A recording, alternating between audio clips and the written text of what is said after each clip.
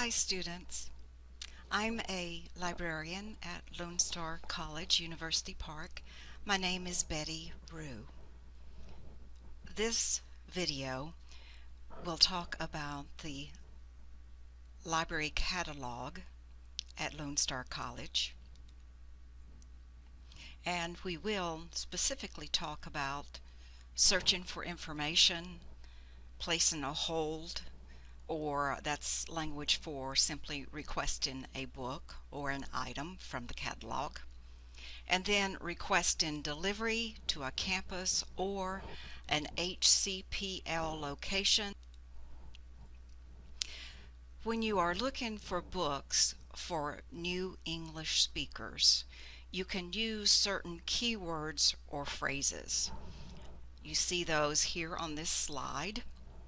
You would search specifically for low vocabulary, or perhaps high interest dash low vocabulary, readers for new literates, or readers adult. The shelf location will also help you find books for new English speakers. And again, HCPL-ESL is a shelf location, and HCPL stands for, as you can see here, I have it typed out, Harris County Public Library, and all of you know that ESL stands for English as a Second Language. The other shelf locations are listed here. You might make note of that before you go into the catalog to do your search. Now, using the catalog, you will see some terminology, some words that come up fairly often.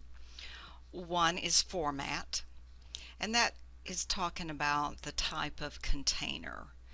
For example, book is a format.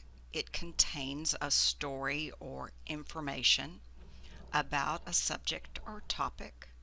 Another example is electronic resource.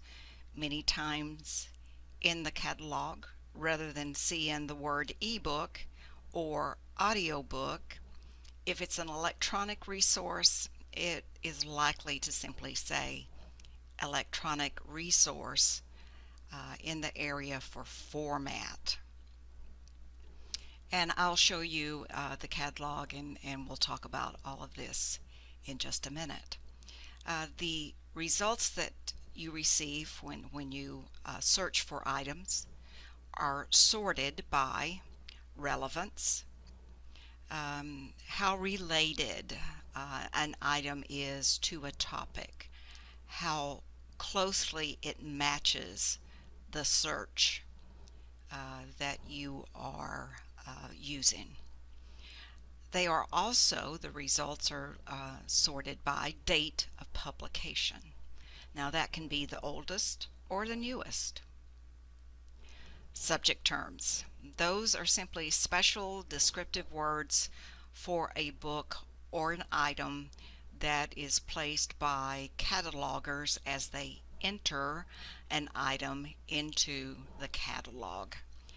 Those subject terms can help you find what you're looking for. Keywords. You can think of those as what you're looking for. Maybe you're looking for cats, and so your keyword would be cats. When you get to www.lonestar.edu, so the white space has libraries as that second item. Click on that. You'll go to a new page, and you'll see that library catalog is right underneath the image that appears, the banner image that appears on this page. Click on Library Catalog, and the window will appear. And this is the search window that you'll begin searching for items. Notice there is a chat with the librarian. Anytime you see this icon, it simply means you can click on the icon and a window will appear. You put your name, your email, and your question into this window and come down toward the bottom and start the chat. And you'll be chatting with a librarian within the Lone Star system. Okay, so the chat with the librarian is a handy tool. Up at the top, search everything. Let's keep that item here. Anytime you have a box that has a down arrow, you click on the down arrow and you can select other items. I don't want you to select other items. Simply click back into a blank space because we're going to search everything. Keywords anywhere. We're going to keep this search field on the keywords anywhere. It's the very broadest, the biggest way for searching. If, however, you know the title or the author, notice all the other different ways that you could search for an item. So we're going to keep it at keywords anywhere. And remember those keywords and phrases. Let's try Readers for New Literates.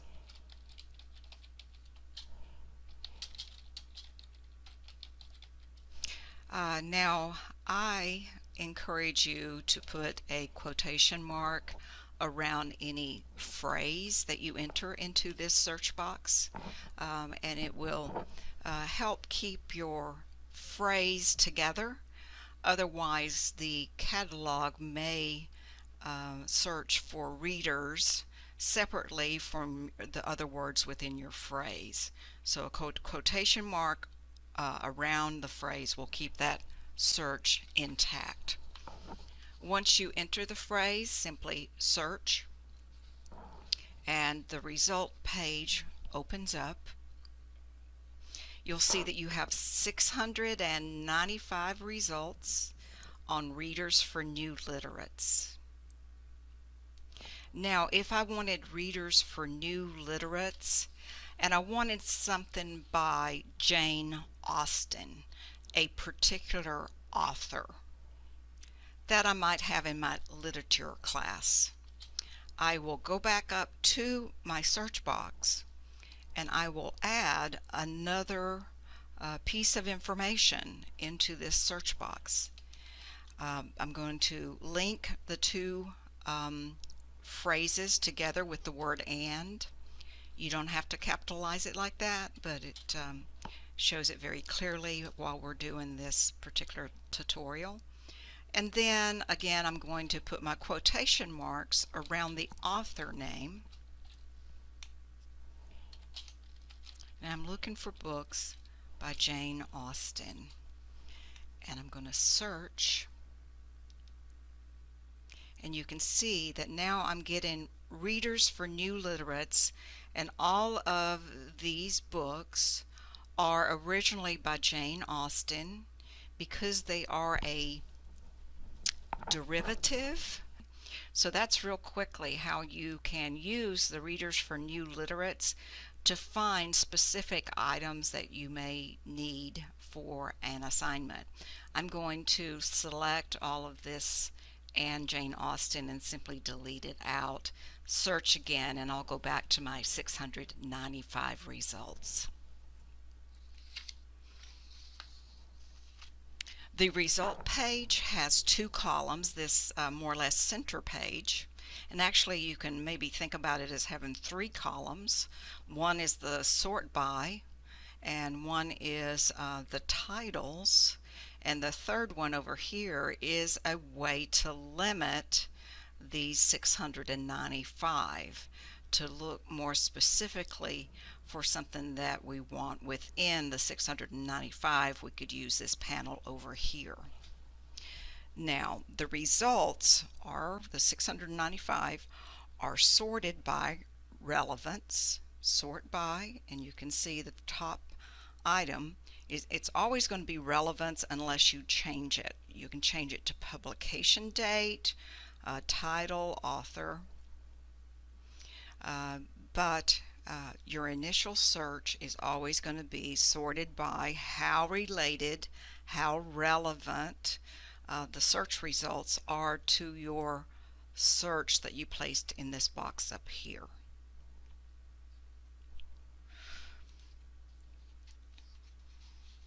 The format icons are underneath each title. You can see the little icon for book is right next to format, and that's consistent on each one of these titles. On the left panel, results are coming from many locations. Okay, all of these locations, and I can click for more and see all of the HCPL as well as the Lone Star College locations. And then as I scroll down, formats, I can see here that I have 646 books, and the electronic resources, that will be the e-books and the audio books. I've got 30 of those. I've got 13 audio books in this result, and some books on tape and some audio. The publication range, you can see it right here, and you can adjust that with these little scroll bars. You can adjust it back and forth if you're looking for something really recent, or something on a particular year or a date range. Subject is the next limit. You can see some of our terms that I talked about being helpful when you're looking for readers for new English speakers. You can see that they're coming up here, and I've got a number of them in this particular result. Again, I can click for more and see even more subject listings. Author is next. I can select English or Spanish from this grouping. And then also shelf location. Remember shelf location. So if I don't see any of the shelf locations right here that we talked about on the slide previously, but if I open up more, I'm going to see the HCPL Fiction ESL, and I can click on that right now, and out of the 695, in fact, I'm going to check the box next to HCPL Fiction ESL. I'm going to click on Include, and when I click, it's going to show me that 2 of the 695, the original result list, contained 2 items that are fiction HCPL titles that I can request readers for new literates. Now you'll see that I narrowed it over here on that panel where you can limit your results or narrow your results. Notice that this is my shelf location, and if I decide to deselect it, or if I change my mind, I can click the X and I'll go back to my original 695 results. Now let's look at some of these results. Let's look at Amelia's Hope, a story based on history. I see the author, the format is a book. The publication date is 2018. And let me just say that these are sorted by relevance. There's a secondary source, so sorted first by relevance, second by most recent publication date. So the first one's 2019, and then I've got a 2018 with Amelia's Hope. and that's an automatic sort. If you wanted to change it, you'd go up here and select a different sort. Okay, so let's click into the title. So I'm simply going to click on the title. And when you go in, you can see, in fact, this one has a summary, so you can read the summary and get a little bit better of an idea of whether you are interested and you want to request this book. It's a family from Syria, and I've read this and decided, yes, I do want to read this book. And notice down here the subject terms are listed, and this is how the cataloger described this particular book as they placed it into the catalog. So these subject terms describe each item in the catalog and also serve as a way for you to search for similar items. You decided you want this book, so you will go over under the actions and you'll place a hold. That's the same as requesting a book. Place a hold. This little box comes up. You will want to put in your library card number and then a PIN. The PIN is usually the last 4 digits of your phone number when you receive this particular card. If you don't remember your PIN and the last 4 numbers of your phone number does not work, then you can always call us and we'll look up your account and verify that you are the account holder, and we will help you with the PIN. And then you simply log in. And the pickup library, this book is actually in Montgomery County. So we also in our catalog have Montgomery County items. I didn't mention that, but yes, we do. However, I do not want to pick up the book at Montgomery County, so I'm going to click this little down arrow and I'm going to select I'm at University Park. So I can go up and down. I can select a Harris County location.